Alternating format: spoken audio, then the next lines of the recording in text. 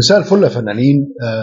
النهارده فيديو بتاعنا علشان انا بنصح كل فنان ان لازم لما نعمل اللوحه بتاعتنا ان نعمل لها الفريم او البرواز. عايز اقول لكم ان البرواز او الفريم بينقل اللوحه نقله تانية خالص.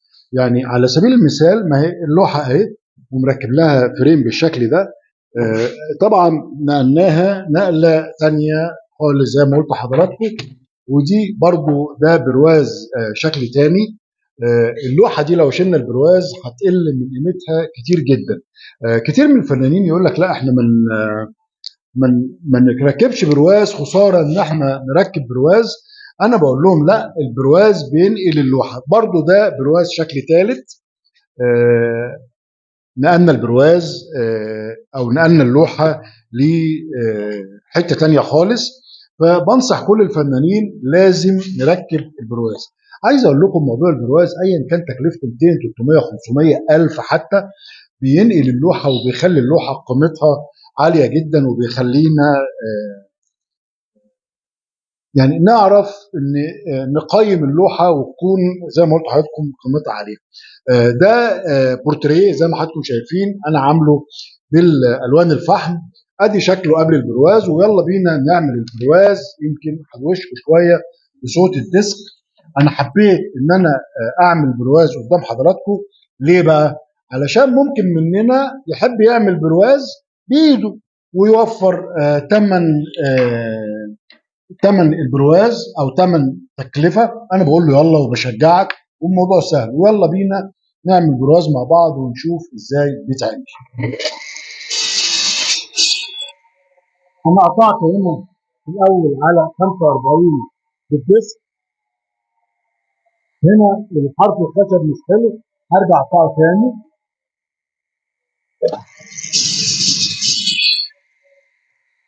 قطعت على 45 وبعد كده بعلم على طول البرواز.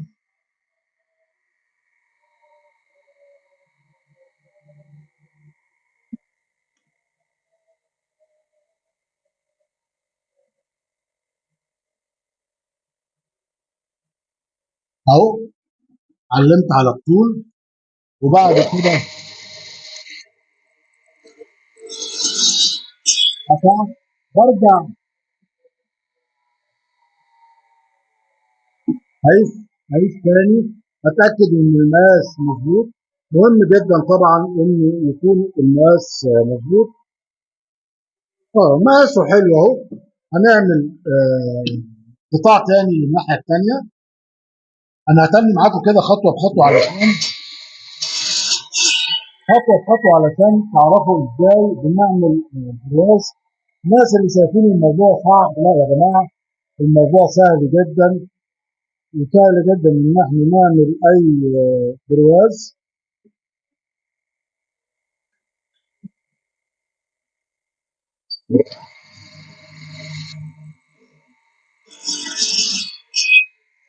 ده القطاع الثاني.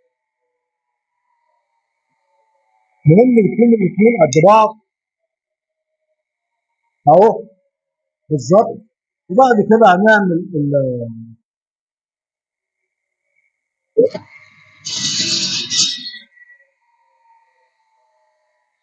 انا خدت الطول الجواز، هاخد العرض.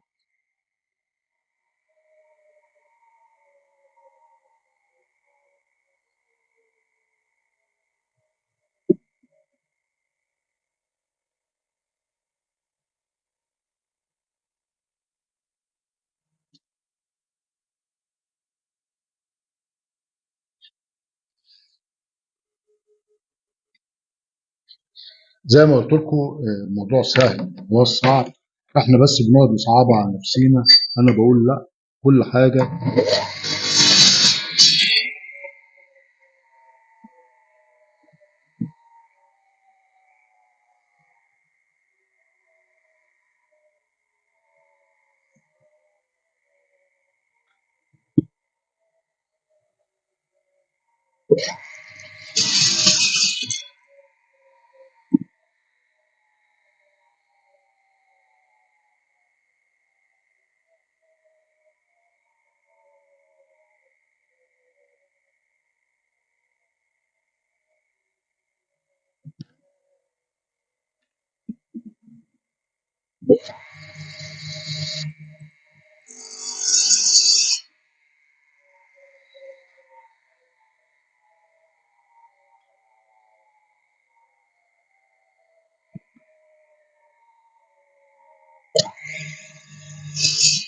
كده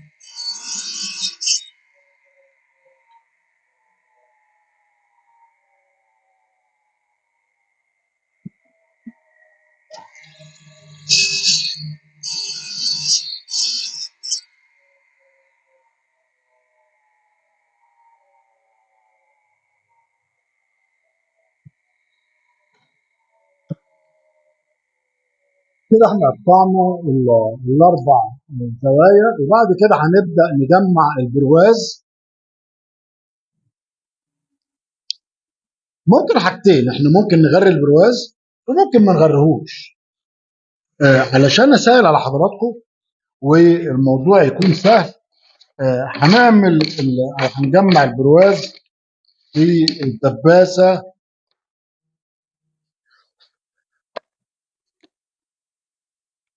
بالدبوس ده.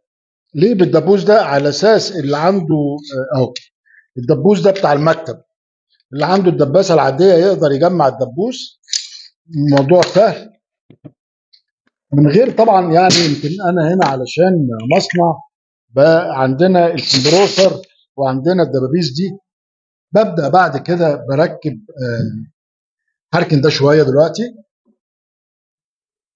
هجمع البرواز. ايه رايك يا عمرو؟ مبسوط يا عمرو؟ ها؟ مبسوط؟ انا عايزك يا عمرو بعد كده انت اللي هتجمع البرواز دي بنفسك يا عمرو، ولا ايه يا عمرو؟ سهله يا عمرو ولا صعبه؟ صح؟ اه. اه. شايف يا عمرو؟ ايوه طبعا. دبست هنا، ودي دبوس هنا كمان.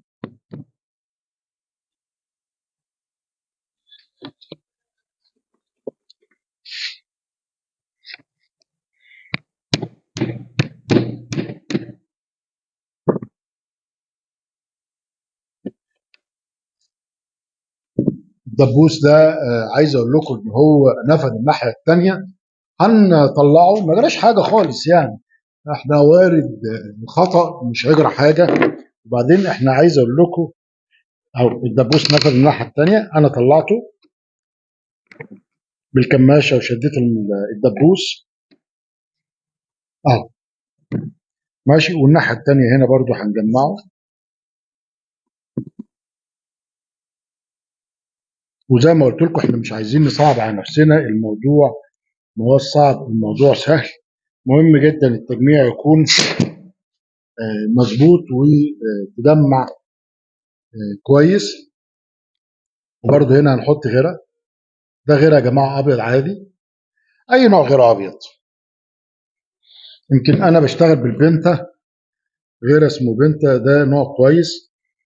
معظم النجارين بتستخدمه لان هو يعني كويس. وهنا دبوس،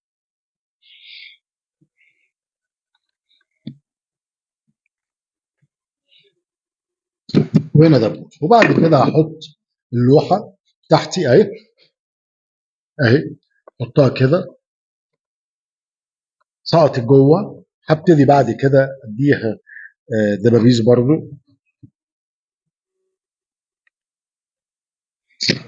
اهي. الاول بدبس الاربع زوايا.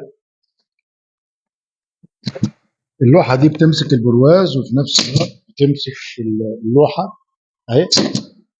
وهنا بديها باربع مسامير.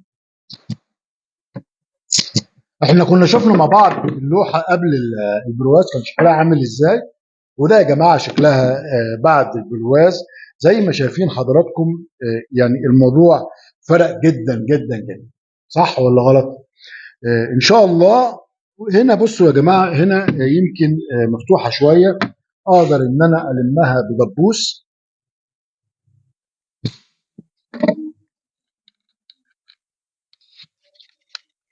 اهي. المها بدبوس اللي هو العادي ده. وهنا نفس الكلام.